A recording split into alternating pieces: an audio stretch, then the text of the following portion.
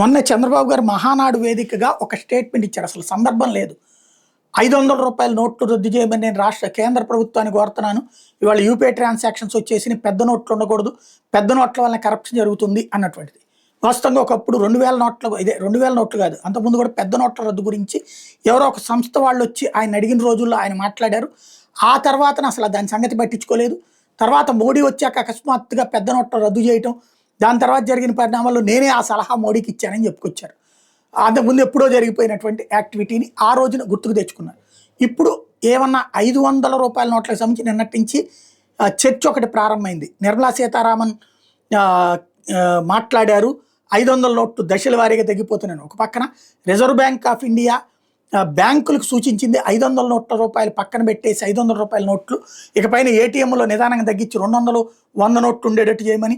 ఎవడన్నా పబ్లిక్ కనుక 500 నోట్లు బ్యాంకులో ఇస్తే అవి తీసేసుకునేసి వాళ్ళకి 200, 100 నోట్లే ఇచ్చేటట్టు, 500 నోట్లు ఇకపైన బ్యాంకులు డిస్పాచ్ చేయకుండా దశల వారీగా చేయమని వచ్చే ఏడాది సెప్టెంబర్ కల్లా, ఈ ఏడాది సెప్టెంబర్ కల్లా చేయమని చెప్పారు 3 వంతులు. వచ్చే ఏడాది మార్చి నాటికి టోటల్గా 500 నోట్లు చలామణిలో లేకుండా చేయాలన్నటువంటి దశల వారీగా చేయాలన్నటువంటి నిర్ణయం తీసుకున్న ప్రచారం జరుగుతుంది. కరెక్ట్గా ఈ ప్రచారం నిన్న ప్రారంభమైంది. మొన్న మహానాడులో ఇది జరిగింది. అంటే బాబు గారికి కేంద్ర ప్రభుత్వం నుంచి విషయం తెలిసి ఇది చెప్పారు. ఇప్పుడు మళ్ళీ అందరు నాయకులు కూడా వాళ్ళ దగ్గర ఉన్నటువంటి మొన్నదాకా 2000 నోట్లు అట్లాగే చేసుకోవాల్సింది. అంతకుముందు 500 నోట్లు, 1000 నోట్లు, ఇప్పుడు ఈ నోట్ల జరుగుద్దో చూడాలి.